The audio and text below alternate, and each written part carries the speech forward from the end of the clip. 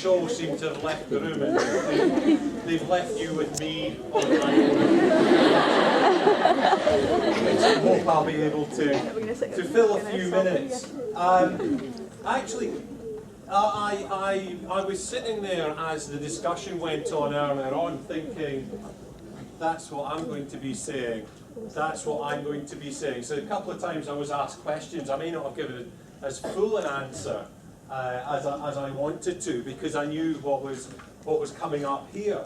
And the idea is that in talking to you about what CIMA has done in developing our 2015 syllabus. So this is a fresh syllabus that is going to be examined from next year. We've taken on board quite a lot of the concepts that we were hearing as the answers to those questions about employability and bridging the gap to employability. And as Venkat asked me at one point in there, in terms of what do we hear from global employers, a lot of this has been incorporated into the whole process. So I suppose it doesn't really matter to you that CIMA has a fresh syllabus coming out in 2015, because you're not involved in the CIMA syllabus at all just now. So whatever you start in will be fresh regardless. But so you don't really need to know that bit. But I do want to get across the idea of what has driven us to create this syllabus and the way in which we assess it, because it does help you become employable. It is a qualification which, again, if you look at the tagline up here, it's the Global Professional Qualification for Business Leaders. It's a qualification designed to help you become ready to join an organisation, or to take this up while you're in an organisation, and not be looking at the type of accountant that I mentioned earlier on, who does the same old job in the same room, day after day, week after week, and month after month. Has that stopped working, yeah? Did my voice carry into the back? Yes. Yeah? Would you like me to use a microphone? I can sing. I can dance. All the talk about Titanic earlier had me, I won't say it, but the presentation that I've got in mind about management accounting compared to financial accounting, with financial accounting looking, so a ship's going in this direction, and financial accounting's looking back and saying that's where we've been, whereas management accounting is the one at the front going,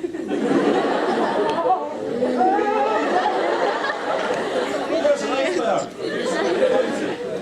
Anyway, so we have this mission in CIMA that we are helping, I'll say it in the wrong order, we're helping businesses to succeed. Right? Now, how are we helping businesses to succeed? We are staffing those businesses with people who are able to help those businesses, who are looking forward and who are helping drive those businesses forward. And in doing that, then we have to have created people who can succeed. Right? So that's the CIMA mission that's in there. We're behind the people, we're behind the businesses. How do we know what businesses need to succeed? We speak to them. Right? As Venkat mentioned, there were 300 different organisations around the world to whom we spoke when we were researching what do we do with our syllabus. And the work went further than just the syllabus in the end, because it was really eye-opening. We spoke, we had questions, the answers that you've heard here. What's missing when somebody starts with work? It's not that they can't do management accounting. It's not that they don't know their debits from their credits. It was things that we heard. The communication, the ability to make sense of figures and to tell a story, the confidence to walk into a room as an accountant and deal with an operations manager or with an IT manager, yeah? And to be able to help the overall business to succeed. So that just gives you an idea of the extent of the work that was done in researching where CIMA should be going in order to achieve its mission. All right, so from Seattle to Sydney, you've got there. All right, we did try to make it a little bit wider to go from Alaska to Auckland. We didn't quite manage that one, but it's big. And the thing in there, you know, we've spoken face to face with CFOs, we've spoken with chief operating officers, with CEOs in large organizations. We've had round table events where they're able to bounce ideas off each other and say, actually, do you know, when you talk about that, about storytelling, we've got the same problem. I hadn't thought of that. You know, so round tables have worked extremely well for people to develop ideas and to tell us we need this in addition to that. Yeah? And why this is so very important. Now, I mentioned during the panel discussion that I've been a CIMA employee for just about a year and a half. I've been linked to CIMA for years. And there was a little bit of a hiatus when I spent 3 to 4 years working for a different global accounting body. And you know, I've been involved in syllabus reviews in all that time, from a training provider to being the role that I've got just now. And this is the first time in my experience that the syllabus has been driven by the world of employment. In previous years, we'd have spoken to the university professors in accounting and said, what are we doing? You know, and say, this is, CIMA's done this, it's other global accounting bodies of a general purpose nature. You know, they speak to their friends in academia and say, what's new, what's happening in research, what should we add to our syllabus? And it's really only with this syllabus where that fresh approach has been taken. And they say, right, we'll find out what academia's got to say, but that's very, very secondary to asking the employers, what do you need? And it really was eye-opening for everyone that's involved to say, wow, yeah, things go far beyond whether or not we should have big data and analysis put into things. You know, what's fresh in change management and all these ideas that would have come out from academia, all right? So we've got something that's global, we've got something that's driven by employers, and you know, that's a great start for us. This slide slowly unveils to tell that story. We started with an employer consultation, all right, and asked, what do people have to do? What are the competencies? So in the introduction there, I said I'm going to be talking about a competency framework. What do you need people to be able to do? So from the employers, we've developed a competency framework, and I'll give a quick overview of what's in that competency framework. We've used the competency framework that's developed our syllabus. It's developing more than the syllabus. Any professional body, to qualify to be a member of a professional body, you pass exams and you show that you've got enough relevant practical experience. And the practical experience requirements that CIMA is going to be going with from next year are driven by this competency framework. When you're a member of a professional body, what's different between getting a master's degree and doing a professional qualification is that you have to remain relevant with a professional qualification. You do that through your lifelong learning, your professional development. And our professional development is driven by our competency framework, all of which has been designed within the research with employers. Okay? We've got a type of examination that we're launching on the world from the 2nd of January, which is different to anything that any professional qualification has done so far. Right?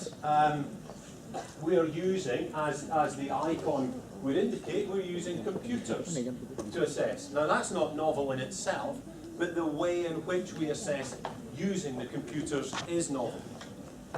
Okay. Lastly speaking, and this is really where I step in. I've gone out to tuition providers, my team gone out to tuition providers and say, look guys, things are changing, we're going to hold your hands and make sure that when a student comes to you, you're able to give them good service and training them for their CIMA exams. So we've developed learning materials to support everything that's above there. And what we're hoping for then is that people like yourselves, wondering where to head with a career, say, hang on, the CIMA qualification increases my chance of employability because it's been driven by employers and the assessment has been focused on skills that employers are asking for.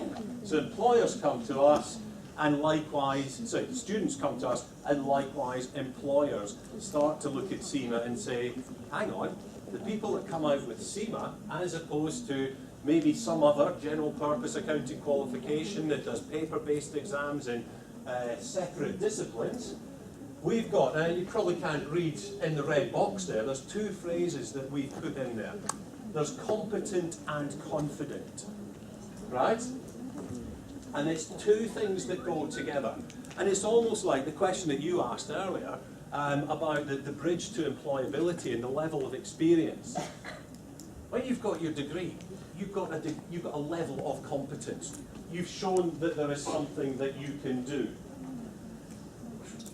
You need to walk into that interview and walk into that job with a confidence, not that you know how to do the job, but you know what you can do and you know where to ask for help.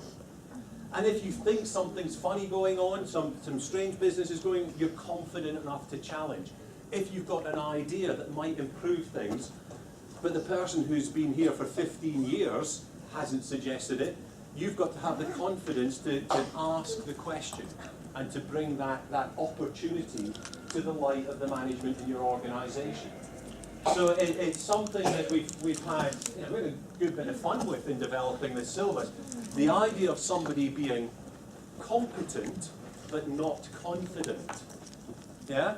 I'll go back to the movies that we were talking about. How many movies have we seen where there's a bomb and the hero gets to the bomb and he's got the wire clippers and there's a blue wire and there's a red wire? Yeah?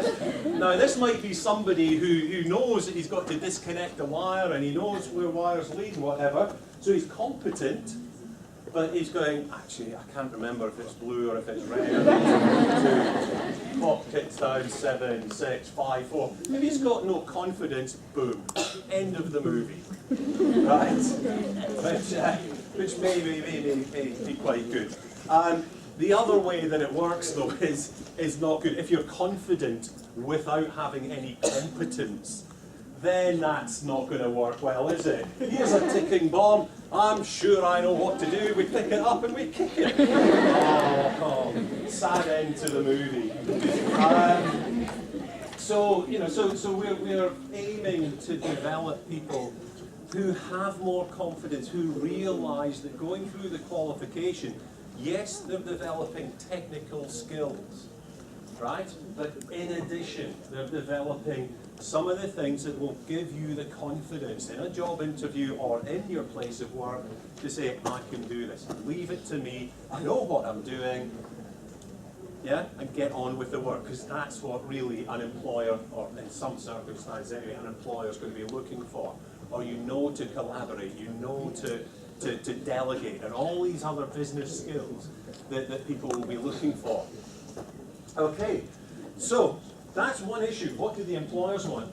The other issue that we're looking at, and this is a very, very brief summary, is a one-slide extract from about a 30-slide rationale that I've got in here. That we realise that those of us who are devising the syllabus and delivering the training, I had to do a little bit of research for a talk I was doing on Generation X, Y, and Z. And it took me ages to find a study that included my date of birth as being within Generation X. Yeah?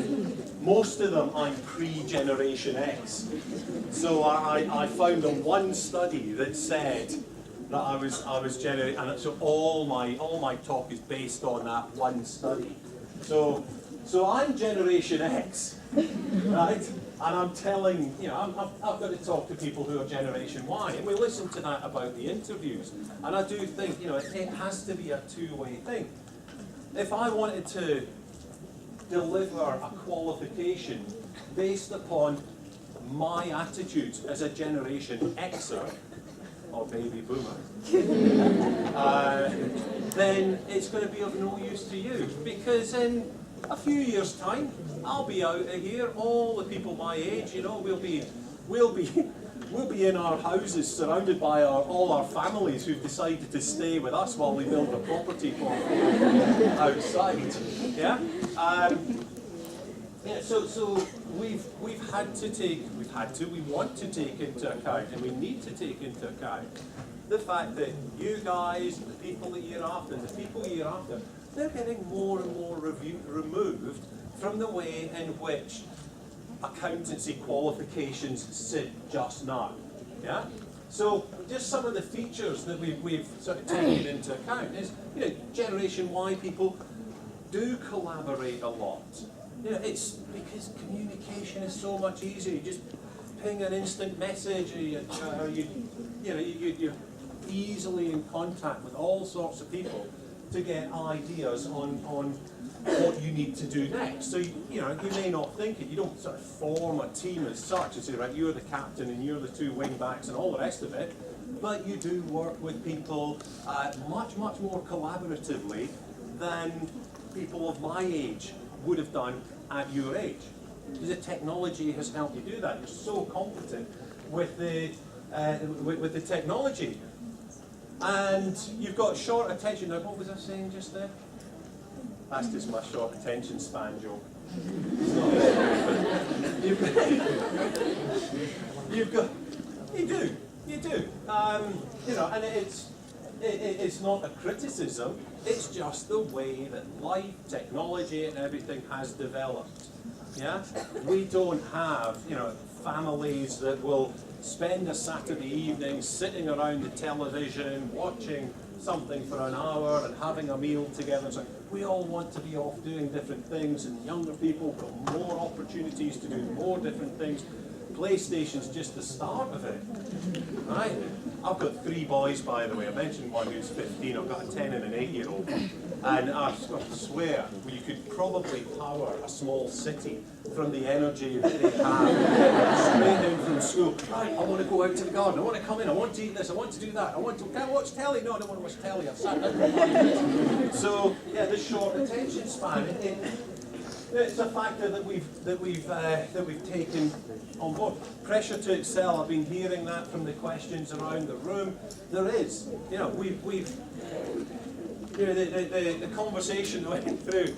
You know, so right, we all want to be rich, and we all want to be property magnates, and we all want to. Well, we can't all be that, but there is a huge amount of pressure. Yeah, I'm so aware of that with the way that things are going in the UK, for at least with kids at school and so on. You know, you've got to get so many A stars, and you've got to do this, and yeah, and as well as your school work, you've got to do stuff in the sports, and you've got to do stuff in the music, and you know, everywhere around you, we're faced with these pressures.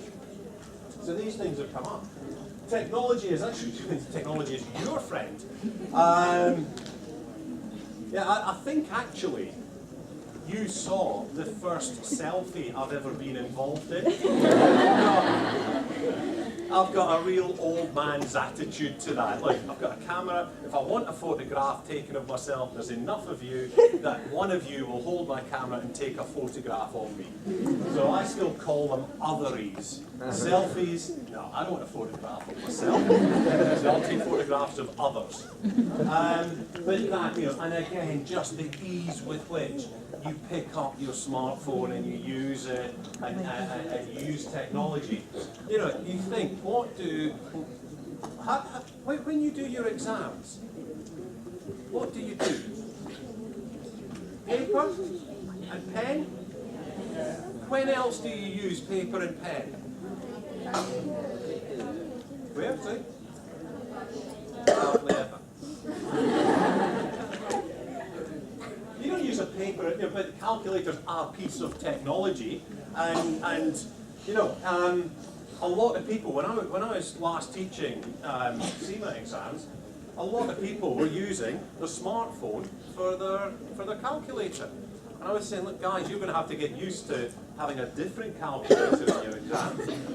Because you're not allowed to have a smartphone, because you can quite easily send messages and say, look, this question is about this, what's the answer? Or take a photograph of the question, ping it off to a friend, who then answers it and sends it back to you. Now, you can't have smartphones in an exam. But there was an element of study that was done that said, and this is even for grown-up people like Generation Xers and so on, the average amount of time that a business person spends with pen and paper per day is 7 minutes. Yeah? Yet, we are going to put you through a 3-hour exam of pen and paper. And then the examiners have got the cheek to complain that people's handwriting is bad. Yours is bad. You know? It's ridiculous. It's like letting me have a game, a simulation game on a space rocket for 10 minutes, and then saying, right, there's a real rocket, take it to the moon, and then complaining that I crashed the thing. It's ridiculous. So that's one of the facts that we've got in there. Yeah? Gamification of learning is big advances, yeah? Again, you get your lectures, you get boring old people like me standing in front talking. But you want to learn stuff or revise stuff on your own. The internet is full of fantastic resource that really engages you. It gives you little credits, you get stars, you collect points for doing things.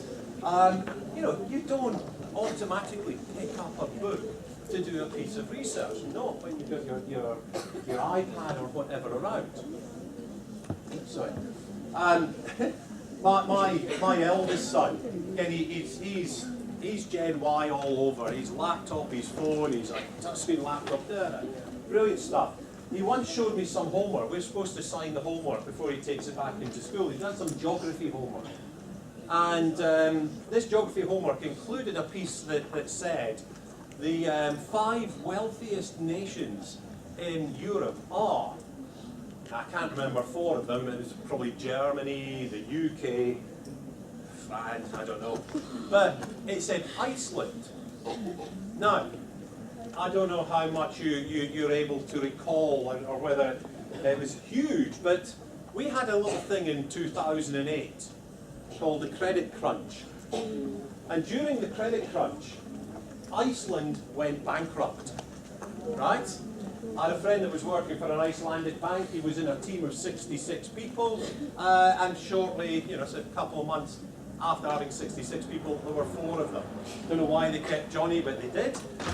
You know, so Iceland went bust. I'm saying to Logan, like, how on earth did you get that? And it was the one time that he'd used the book. And it was a book with a publication date of 2006. So it was out of date. So, you know, so he's back on the, you know, like, let's find this.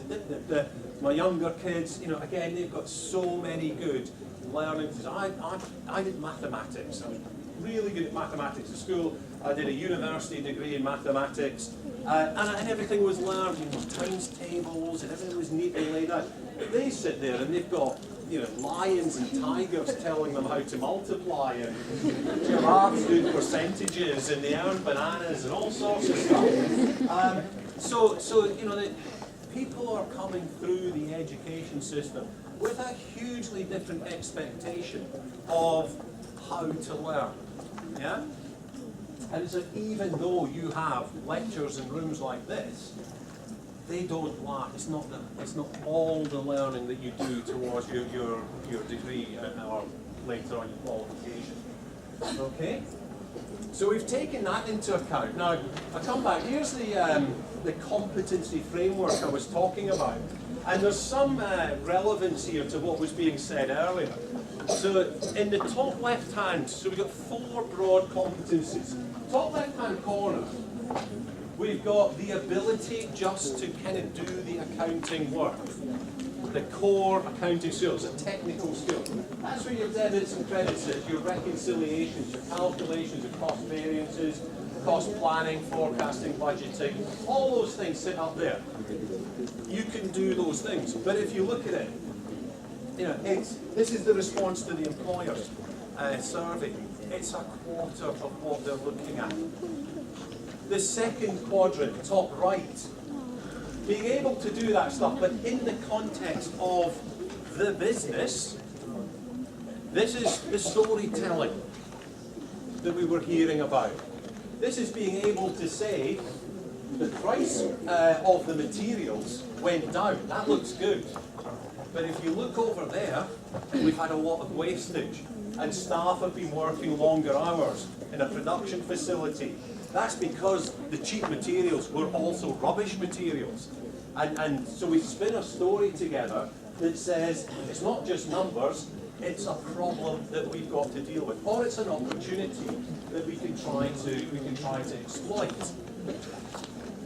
The third quadrant, coming round clockwise, is to say once I've developed that story, I need somebody to act upon it.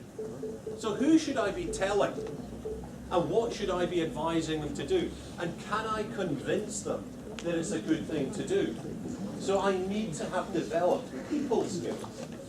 So again, it's that idea of being able to come out of your room that you work in and deal with the operations manager, yeah? And tell the operations manager, have a word with procurement people and tell them to stop buying cheap and shoddy materials, and have that, the communication skills that were mentioned earlier. And then the last bit that's there to complete the circle is the leadership. And just the bit that was mentioned here, and I've mentioned it on here, the business leaders. And the answer to the question, what does a CFO do? Well, a CFO is a deputy CEO. When the CEO is not there, the CFO, yeah, your chartered management accountant, who has developed the other 3 skills, has to step in and lead the business. All right? And the business is there, it's constrained by money. It's trying to make money. It doesn't matter what organisation we're looking at. It could be, sort of global, profit-seeking, listed company. It could be a charitable organisation. Money has to be controlled, and money will dictate an awful lot of what the organisation is going to do. All right? And if it's not money that's dictating it, thinking of charitable organisations, down at the bottom, we're saying that the other skill or ability or awareness we'll be assessing in our exams is to do with ethics and integrity and acting in a professional manner. All right? So that's our competency framework. There's 4 skills and the underpinning ethics. I said before, that's what we used to develop the qualification. The syllabus is what we use for practical experience. It's what we use throughout a person's career, lifelong learning in a professional development framework. Okay, there's a few topics that employers consistently said we should incorporate or we should give prominence to in the management accounting qualification. I'm not going to lecture you on all these topics, but essentially, there's a couple in there that CIMA is full of anyway. Costing and cost leadership is what CIMA has been set up to do. So obviously people want that from their management accountants.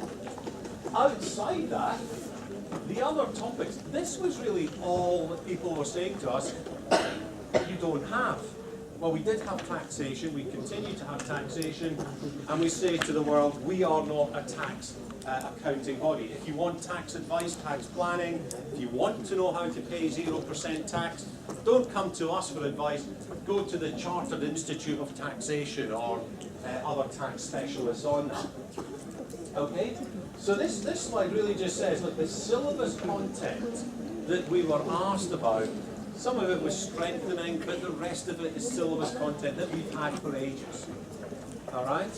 So, again, the employers were saying, there's an awful lot of stuff you're doing right, but it's all in the technical skills. What we want to see more of is the same as my co-panelists were all saying. It's the storytelling, it's the communication that we need to see developed through the qualification.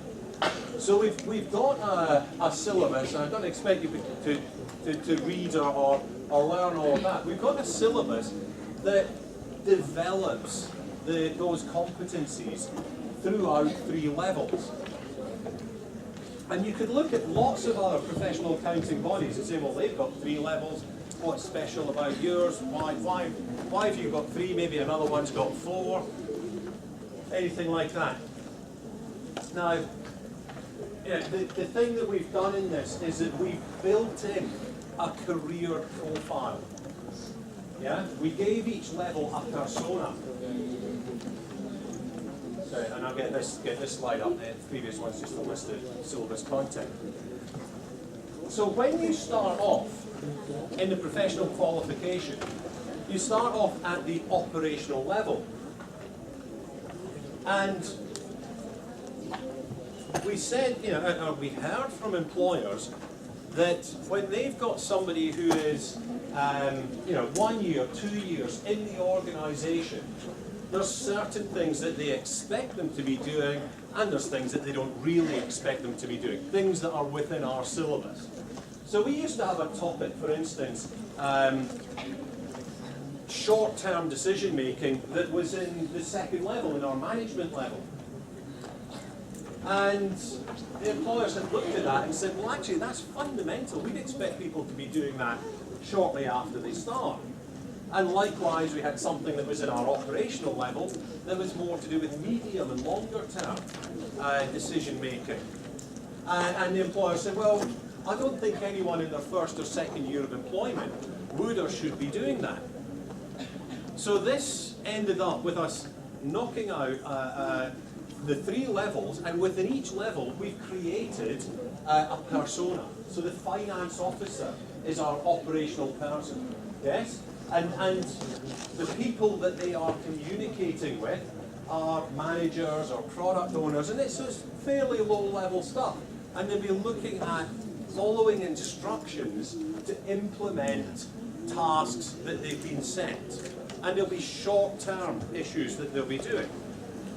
So everything within that level is consistent with the other subjects in the level. We've got 3 subjects in each level, and they're all consistent for this persona to be able to deliver. And likewise at the management level, it's like you've just had a promotion. You've gone from finance officer, you're now finance manager.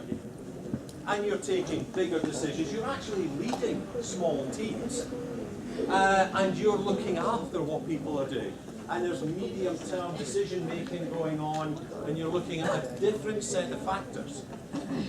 So that as we go up, each level you get through, you're able to go to an employer and say, look, I've learned techniques, technical skills that take me up a level, take me to this level. And also, if I just go back to the previous slide, we're building the competence. So around the wheel on the left, the pie chart, the main thing is, let's get people confident technically and competent. We do have to be able to apply things to business, but when you're at that level, you're not expected to show huge amounts of leadership. So it's really awareness of issues on leaders, but it's starting to develop things. And then as you see, as we go through the levels, we start to even out what happens within the competency framework. You get to the management level, it's less of an emphasis on technical, it's much more on understanding the business, communicating with people, and starting to gain an appreciation of leadership. Yeah? And lastly, our final level, strategic level, doesn't take you to CFO, You're not going to get to CFO just from the CIMA exams. You need to have built up a few other relevant skills, and that would come through your professional development. All right, but we've got this good balance at the strategic level that says you're equally competent in leading, in people management, in business acumen, and in the technical skills. Okay, so that's what a competency framework and all the research of the employers has done. It's defined what each of the levels is.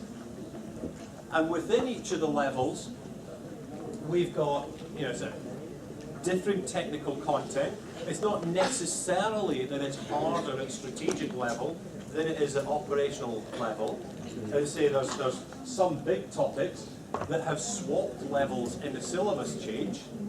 Right, so if management used to be harder than operational and we've swapped them around, then that doesn't make sense, does it? Go from hard to easy. So it's not that they're harder as you get further up. It's that they're relevant to a higher level of seniority within an organisation. And getting towards, we've gone through from short-term to medium to long-term decision making, which is appropriate with the type of job role that we've been talking about. Okay? So that's how a competency framework has helped us to really make an awful lot of sense. We've taken this back to employers. We said, look what we've done. And they think, right, that sounds good, it looks good, it's fantastic. Now, what do you do to get people, how do you prove it? How do you get somebody to be confident and competent and business ready when they come out of a level of the exam? And this is where I was talking about the assessment being unique and innovative. Each level is made up of 4 exams. 3 of them test your knowledge and test your ability to apply things. So they'd be able to ask you questions like, if this is the debit, what's the credit? Yeah? And it's objective testing.